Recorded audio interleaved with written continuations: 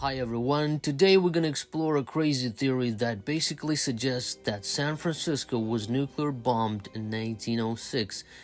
It's a very bold idea, but there's a lot of proofs that support this possibility, so let's dive into the rabbit hole and see what we can find.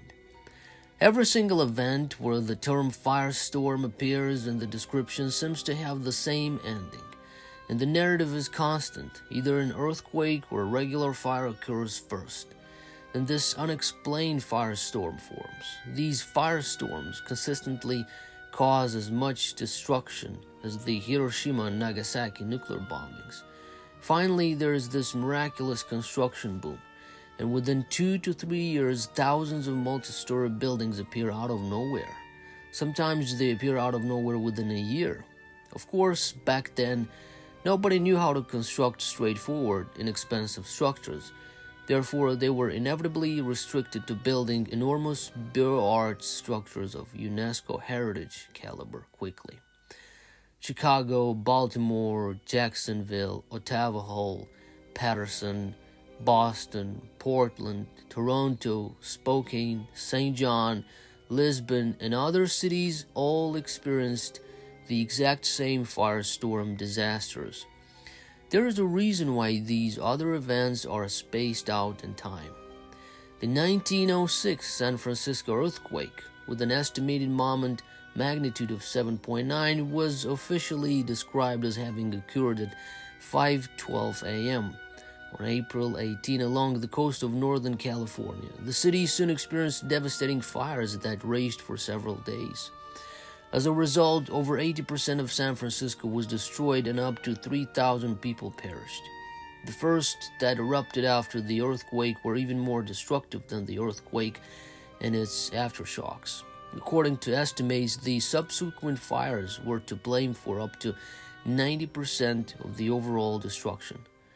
On 490 city blocks, over 30 fires brought on by busted gas mains in less than 3 days destroyed about 25,000 structures. So 90% of the city was completely destroyed, with 490 city blocks and 28,000 plus buildings destroyed, according to other sources. Considering the image below, it appears to be more like 99.9% total destruction, since only 5 or 6 of the remaining buildings seem to be salvageable. These photographs serve as a visual record of the harm that this historic event did to San Francisco. These pictures are filled with a lot of detail. There are two opposing points of view presented. In essence, it is obvious that the city was completely destroyed. Amazingly, the majority of the wooden utility poles that can be seen along the streets were spared by this blaze. One of nature's most ferocious and unpredictably occurring phenomena is firestorms. Super hot flames that can reach 1,000 degrees Celsius are blown through both buildings and forests by tornado force winds. But the wooden utility poles are still standing. What other places did utility poles survive? Nagasaki and Hiroshima are the solution. It is also difficult to explain the extent of building disintegration brought on by this alleged firestorm earthquake. The boundary between the buildings vanished. Take a look at the images of Dresden, a German city that was severely bombed during World War II. Damages from it pale in comparison to San Francisco's. I don't think we'll ever learn what sort of weapon might have been employed, but one was previously mentioned: the death ray. Tesla allegedly created a particle beam weapon in the 1930s that some ironically referred to as a peace ray. The weapon could theoretically produce an intense, precisely targeted beam of energy that could be used to destroy enemy warplanes, foreign armies, or anything else you'd rather didn't exist. Tesla did, however, shop the so-called death ray around to various military branches, but it was never built. After Tesla's passing, the laser's plans were never discovered. There were many different inventions and accomplishments back then. The majority of those breakthrough inventions likely weren't actually inventions at all. So back to the buildings. We just so happened to have the Great White Fleet's peace voyage around the world in 1908. What are quotation marks for? We are peace touring while the rest of the world is at war. This is when it starts to appear strange. Despite being completely destroyed by fire, the city seems to have been rebuilt in 1908. A quick search for photos of San Francisco from the fleet's visit turned up a few images with scant views of the streets. Well, I suppose it could be a mistake or something. I then come across this aerial photo of San Francisco taken in 1912. It appears that the plan is intended for the 1915 Panama Pacific Exposition. Nevertheless, 1912 was mentioned in every single internet reference I found. By 1915, let alone in 1912, there would have been a lot of buildings to construct. Many images in the following style were found by searching for San Francisco buildings between 1910 and 1912.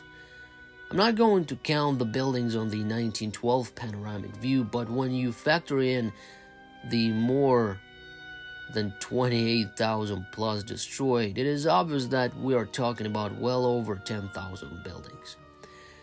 It was now a good time to carefully examine the U.S. Census information for the years 1906 to 1915. You would need at least people if you wanted to construct thousands of elaborate multi-story stone and brick buildings in less than a decade. I looked for something a little later and discovered it after giving them the benefit of the doubt. It was an improvement over the census. It was information on the number of people who had gainful employment in Oakland and San Francisco in 1930. If you picture clerks, traders, every single woman, and those working in transportation and communication actively constructing intricate multi-story homes, then 459,665 is a lot of people. Any approach based on common sense would indicate that there were at most 150,000 workers available to perform construction work in 1930.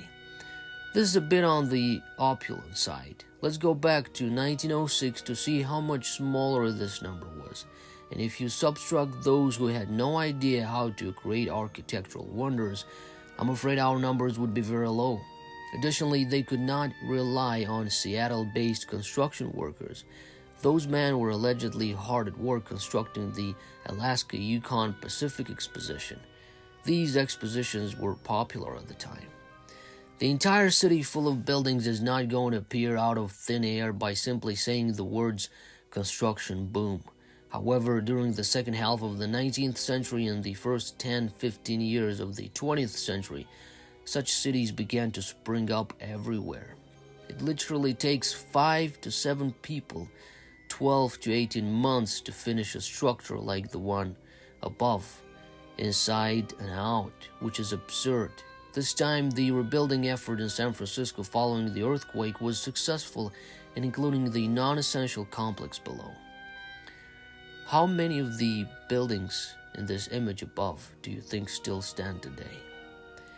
Even if San Francisco's population had been given an additional 50 years to double from 1906 to present, it would not have been possible to construct all the new buildings without a trained army of highly skilled master builders and an efficient logistics system. Then how is that possible? There may have been a world union without any countries as recently as 150-200 years ago. It was a civilization with a similar level of technological advancement to our own. I make no claims about how good or bad it was. I merely mention that in the 19th century, everyone was engaged in war, whereas the world needed to be engaged in construction to complete all the cities and buildings. I do think that the world's current political system has defeated and destroyed the one that came before. Billions of people lost their life in the process. These structures that we all see over the world are the remains of that earlier culture. I'm still developing this idea, but I think something terrible happened twice, once in the 18th century and again in the 19th. Additionally, I think that both the world history timelines and the world history itself have been changed on purpose, to the extent that it is impossible to determine what occurred when it occurred, or even if anything occurred at all. Thank you for your time. Make sure you hit that like button, subscribe to the channel, and let me know down below in the comments what are your thoughts on this.